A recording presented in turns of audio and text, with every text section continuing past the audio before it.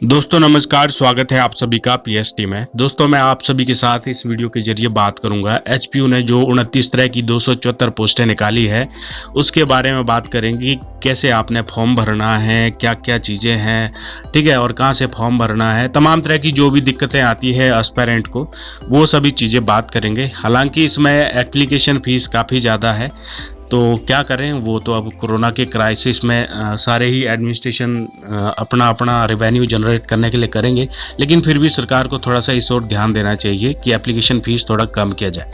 हाँ दोस्तों, तो बता दें कि इसकी जो अंतिम तिथि है वो 26 जून 2020 है, इसलिए वीडियो को सभी के साथ शेयर कीजिए और लाइक तो बनता ही है, और चैनल को सब्सक्राइब कर दीजिए। अगर आप पीएचडी से पहली बार जुड़े हैं तो बेल आइकन को भी प्रेस कर दीजिए ताकि आपको पीएचडी में जो भी एचपी से जुड़े वीडियो अपलोड होते हैं आपको नोटिफिकेशन मिल जाए। और हाँ, अगर आप इन सभी एग्ज़ाम्स के लिए क्लर्क, जूनियर ऑफिस असिस्टेंट, चौकीदार, टीजीटी, जेबीटी, तमाम जो भी एग्ज़ाम है जो पीएचडी आपको प्रिपरेशन करवाता है, तो पीएचडी के टेलीग्राम ग्रुप से जुड़ सकते हैं। स्क्रीन में जो नंबर आएगा उसमें मैसेज कर देना, या फिर डिस्क्रिप्शन में जो ग्रुप का लिंक दिया गया है उसके द्वारा ज्वाइन कर लेना। ठीक है, तो चलिए शुरू करते हैं ये वीडियो। तो दोस्तों सबसे पहले अगर बात करें तो फॉर्म 5 तारीख से शुरू हो जाएगा, 5 जून 2020 से, और इसकी क्लोजिंग डेट आपको जैसे बताई मैंने 26 जून 2020 है। और दोस्तों आपको बता दूं कि जो भी जितनी भी ये पोस्टें हैं 29 तरह की, ये डिवाइड की गई है कैटेगरी वाइज। ये 3 कैटेगरी में डिवाइडेड है दोस्तों, बी, सी, डी, और इन्हीं के हिसाब से इनके जो एप्लीकेशन फीस है वो भी है।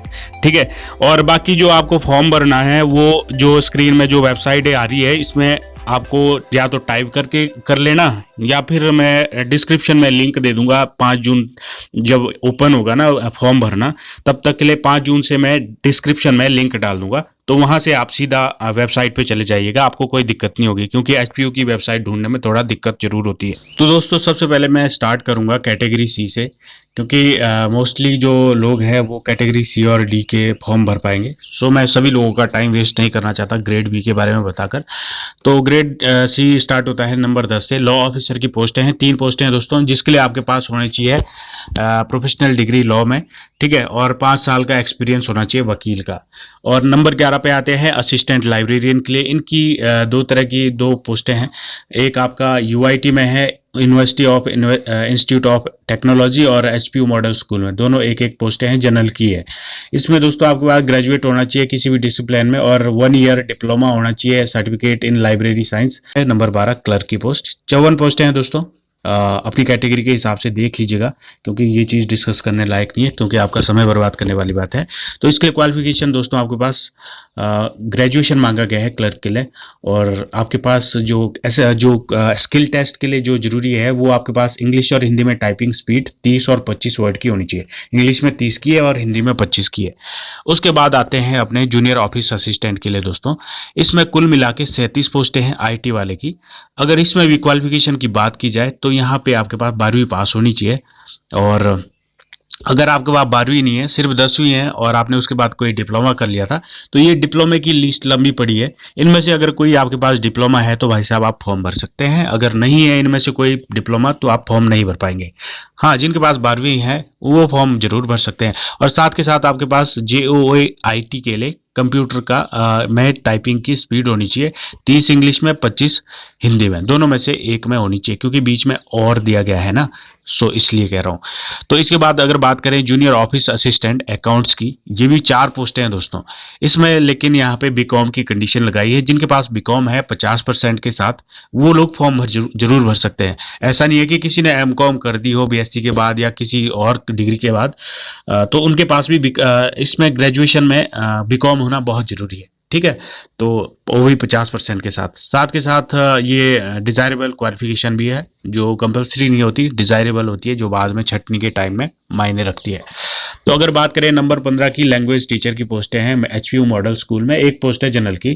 तो लैंग्वेज टीचर वाले एस्पायरेंट अपना क्वालिफिकेशन को थोड़ा डिटेल से पढ़ लीजिएगा, क्योंकि बहुत लंबा चौड़ा है, तो बहुत नॉर्मल है। आप सभी को पता है जिनने जो इसके लिए प्रिपरेशन कर रहे थे, क्योंकि हिमाचल में लैंग्वेज टीचर के लिए अलग ही क्वालिफिकेशन है, नॉर्मल बीएड वाला अप्लाई नहीं कर पाता है। तो डाटा एंट्री ऑपरेटर की बात करते हैं नंबर 16 पे। 3 पोस्टें हैं जनरल के लिए दोस्तों। इसमें आपके पास 12वीं होनी चाहिए और साथ के साथ दोस्तों आपको बता दूं यहाँ पे 6 महीने का कंप्यूटर का कोर्स भी होना चाहिए किसी भी तरह का, जो कि कहीं ना कहीं से रजिस्टर्ड हो, मतलब ऐसे नहीं कि सीधे ही आपने ऐसे ही कर लिया हो कहीं से। अब आते हैं जूनियर इंजीनियर पे। जूनियर इंजीनियर की 4 पोस्टें हैं सिविल में, और जूनियर इंजीनियर इलेक्ट्रिकल में 3 पोस्टें हैं। ठीक है। नंबर 19 पे कंडक्टर की पोस्टें हैं 2 है। अभी तक एचआरटीसी की कंडक्टर की पोस्टें भी आजमाना बाकी है, क्योंकि अभी तक एग्जाम तो करवाया नहीं है एचपीएसएससी ने। जरूर हो जाएगा जल्दी से जल्दी, क्योंकि पोस्टें जब निकल रही है तो पुराने एग्जाम तो होंगे ही। तो इसमें क्वालिफिकेशन 12वीं पास होनी चाहिए है, साथ के साथ आपके पास वैलिड कंडक्टर का लाइसेंस होना चाहिए। इसके बाद जेबीटी की पोस्ट निकली हुई है, 2 पोस्टें हैं एचपीयू मॉडल स्कूल में, जिसमें एक जनरल की है और एक एक्स सर्विसमैन की है। तो आप भी जेबीटी वाले एस्पायरेंट अपना क्वालिफिकेशन जानते हैं, थोड़ा डिटेल से नहीं बताऊंगा, आप पढ़ लीजिएगा क्योंकि आपके पास नॉर्मली पता है। तो ड्राइवर की बात करते हैं हैवी व्हीकल्स के लिए, एक पोस्ट है जो कि शेड्यूल कास्ट में है, रिजर्व कैटेगरी में है। तो इसके लिए आपके पास 10वीं होनी चाहिए और साथ के साथ आपके पास वैलिड लाइसेंस होना चाहिए हैवी ट्रांसपोर्ट का, और 3 साल का ड्राइविंग लाइसेंस भी, एक्सपीरियंस भी होना चाहिए साथ के साथ। ठीक है। और साथ के साथ आपकी हाइट भी होनी चाहिए 160 सेंटीमीटर। और अगर बात करें ड्राइवर की लाइट वेट व्हीकल की, तो इनकी 5 पोस्टें हैं। तो अपनी कैटेगरी के हिसाब से देख सकते हैं। तो यहाँ पे भी आपके पास 10वीं होनी जरूरी है और वैलिड ड्राइविंग लाइसेंस होना चाहिए, वो भी हैवी और लाइट दोनों का। और साथ के साथ ये भी लाइसेंस में रजिस्टर्ड होना चाहिए कि आप हिल में चलाते हैं गाड़ियाँ। ठीक है। और इसके बाद बात करते हैं ऑक्सिलरी नर्स की, मिडवाइफ। तो यहाँ पे जनरल की 1 पोस्ट है और मैट्रिकुलेशन होना चाहिए आपके पास, एंड 1.5 ईयर का multipurpose health worker training course, जो कि शायद करवाया जा रहा था काफ़ी सारे सेंटरों में। होगा आपके पास, किसी के पास भी भर लीजिएगा फॉर्म, है ना। तो 1 पोस्ट है, वैसे फीस भी काफ़ी ज़्यादा है, वो भी बताएंगे कितनी ज़्यादा है। तो अब आते हैं कैटेगरी डी में दोस्तों। सबसे पहले आते हैं पीएन में। पीएन की है 92 पोस्टें। भावना में बहकर कई सारे पीएचडी वाले भी इसको फॉर्म भर देंगे, तो कोई बात नहीं, बेरोजगारी का दौर है, पीएन भी बाद में जाके काफ़ी कुछ कर जाता है, ऐसे एग्जाम्पल देखे गए हैं। लेकिन फिलहाल रोजगार की ज़रूरत है सभी को।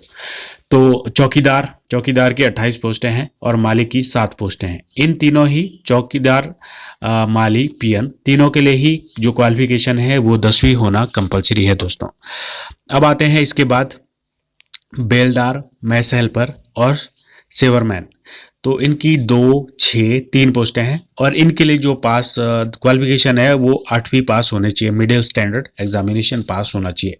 ठीक है दोस्तों। अब यदि बात की जाए एज की और फीस की, तो एज की बात कर लेते हैं सबसे पहले। तो एज है दोस्तों, जो पोस्ट के नंबर, सीरियल नंबर दर्शाए गए हैं, तो 4 से लेकर 29 तक की जितनी भी पोस्टें हैं ये, उनके लिए एज है 18 से 45 वर्ष। जो उससे पहले की 1, 2, 3 पोस्टें हैं उनके लिए उसके साथ ही मेंशन किया हुआ है, बताया गया है। ठीक है। तो एज का तो हो गया क्लियर। और अब बात करते हैं फीस की। तो फीस भी दोस्तों 2 भाग में विभाजित है। एक है कैटेगरी बी और कैटेगरी सी डी।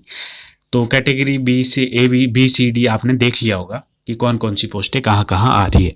तो आपकी पोस्ट कौन सी कैटेगरी में आएगी? मोस्टली मुझे लग रहा है कि सी और डी में आएगी। तो जनरल के लिए अगर बात करें तो आपकी 1200 फीस है और बी कैटेगरी वालों के लिए 2000 फीस है। ठीक है। और अगर रिजर्व कैटेगरी वालों के लिए बात करें तो बी कैटेगरी में 1000 है और सी और डी में 600 है। और यहाँ पे जो एक्स सर्विसमैन और एचपी है उनके लिए कोई भी फीस नहीं है, और विजुअली इम्पेयर्ड के लिए भी कोई भी फीस नहीं है। और बाकी जब आप फॉर्म भरेंगे वहाँ पे आप अपनी कैटेगरी जैसे ही दिखाओगे, आपके साथ जिस तरह की भी घटना होने वाली है फीस में, वो साथ के साथ खुद बता देता है फॉर्म।